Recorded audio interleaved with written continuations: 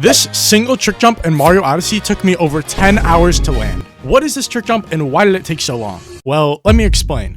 Our journey starts here in the overlands of the Luncheon Kingdom. Take a good look around because this is where I spent nearly 13 hours of my life. The trick jump happens right here, and it's called True Fire Bro Flash, a god tier trick jump. I'll explain what that means in a bit, but for now, just know this. It's insanely difficult, and it's much harder than any jump I've ever tried to land. So what exactly is this trick jump? Well, you have to triple jump on the edge of this platform, then clear this huge gap, and finally dive over this platform straight into the lava. Sounds simple, right? Well, it's not. Hidden tech in the game makes this jump incredibly tricky, and I'll break all that down as we go along.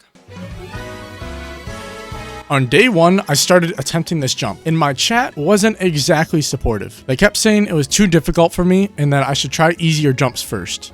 But I didn't care. I was determined. I played for around 3 hours, and honestly, I didn't get too close. There were a few attempts like this one that were decent.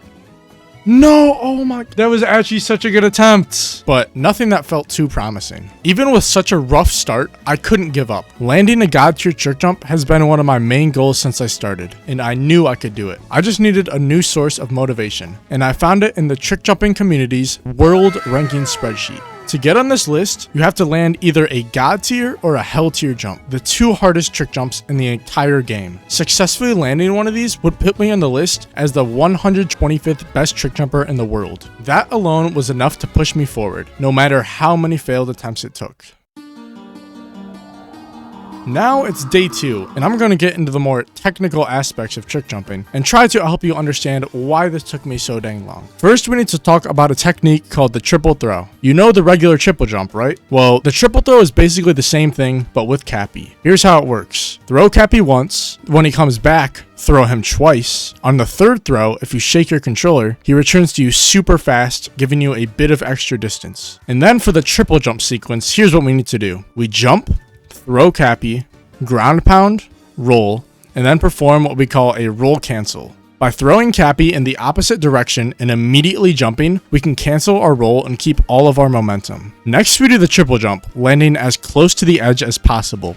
Then, we enter into snapshot mode for a technique called snapshot buffering. By going in and out of snapshot mode, we can time our triple jump on the last possible frame. This technique is super cool because it looks like we're literally floating on thin air. From there, we do the triple jump, then we do the triple throw, then we rainbow spin when Cappy returns, then a Cappy dive, and finally, the final cap throw and the final dive. So can you start to see why this trick jump was so difficult? And that's not even all of it. There are a couple of secret techniques I have not mentioned yet that are absolutely vital to landing this jump, but I'll show those later. For now, let's check back on how I was doing. Frick. That was a really good edge, and then I screwed it up. Oh my, I did it again. No, I sold. So things were not going too well, and I think it's the perfect time to take a break and reveal the single most important technique and the sole reason why this jump took me forever. And that technique is called vectoring. Here's how it works. In Mario Odyssey, if you jump and then angle yourself at 45 degrees, you actually get much more distance than if you were to jump straight forward. Sounds simple, right? Well, the challenge is that every single movement has to be vectored very precisely. From the angle before the triple jump, to the angle of the triple jump, to the angle of the triple throw, to the angle of the rainbow spin, to the angle of the Cappy dive, and to the angle of the final cap throw. Every single one has to be exactly right. And this is the main reason why this jump took me so long. I could do everything correct, but if my vectoring wasn't on point, we just would not land the jump. Day 2 of this challenge ended up being the longest grind yet. I streamed this trick jump for 4 hours straight, and honestly, we had some solid attempts, but nothing truly close. At that point, doubt started to creep in. Maybe my chat was right. Maybe this jump was too hard for me, and maybe I just was not cut out for it at all. But when the next day came, I fired up stream again and jumped right back into it, because deep down, I knew I couldn't give up. Not yet. Day 3 started off really slow. It was just the same old, just doing the jump over and over again, hoping something would work, and nothing was working, and I was getting really frustrated. But then, out of nowhere, this happened. I'm eating it so much.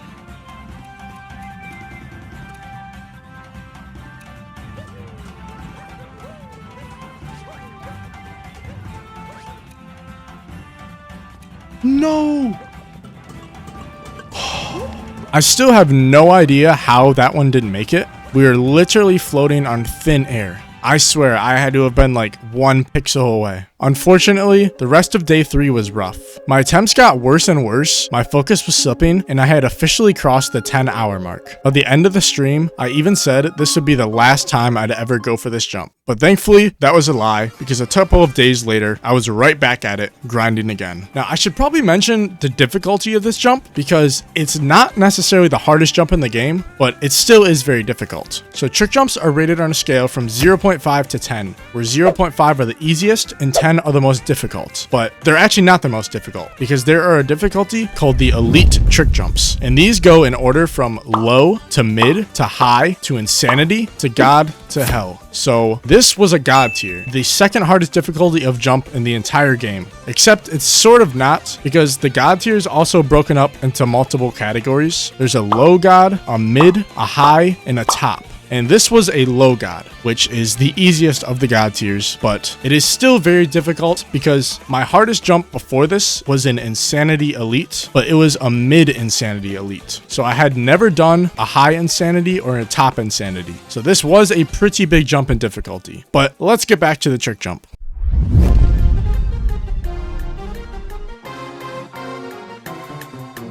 Day 4 was different, even though I was at around 11 hours. I had a good feeling about today. I was really confident I would get it, and my attempts were proving me right. I was finally getting consistent in my attempts, and now all we needed was just a tiny bit more distance. What I haven't explained yet is that there's actually a secret technique that gives you just a tiny bit of extra distance, and it's called a boost. A boost is something that you don't really see too often because it's only used for specific jumps like this one, but it's almost necessary for this trick jump, and it only works when Mario is really close to the ground. To pull one off, you have to time your cappy throw right before hitting the ground. When you do it correctly, Mario's animation changes slightly and you get just enough extra lift to make a difference. Now, even though this jump is so precise, a boost technically isn't required, but it definitely helps you a whole lot. But even if I do get the boost, that doesn't mean I'm going to get the jump because I still have to do everything else correctly. Another big thing that helped me was the chat. I had a bunch of very talented trick jumpers watching my attempts and giving me great advice, like vector rainbow spin more or do a slower triple throw. Their feedback actually made a huge difference. But of course, there are also the comedians, the people saying things like, just jump further. Like, yeah, of course I need to jump further, come on. But now let's get back to the jump. Things were going okay, but it didn't really matter because we still had not got the jump. But then a chatter said the most important thing anyone could have said that day. Change the music to Captain Toad. See, me and my chat have this running joke. They're obsessed with the Captain Toad theme, and I just can't stand it. Just listen to it. It's the most annoying song in the game.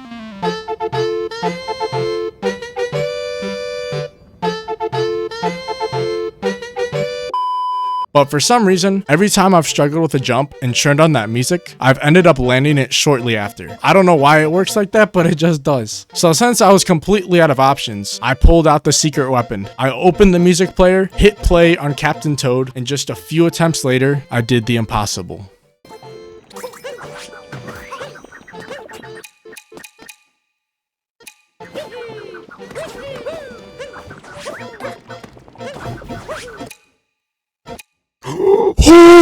What? Ooh. Oh my! Whoa. There's no way that made it. They didn't believe in me. I'm still so shocked that it actually landed this jump, and it only took a mere 13 hours of my life. But hey, at least now that I can flex that I'm officially on the leaderboards.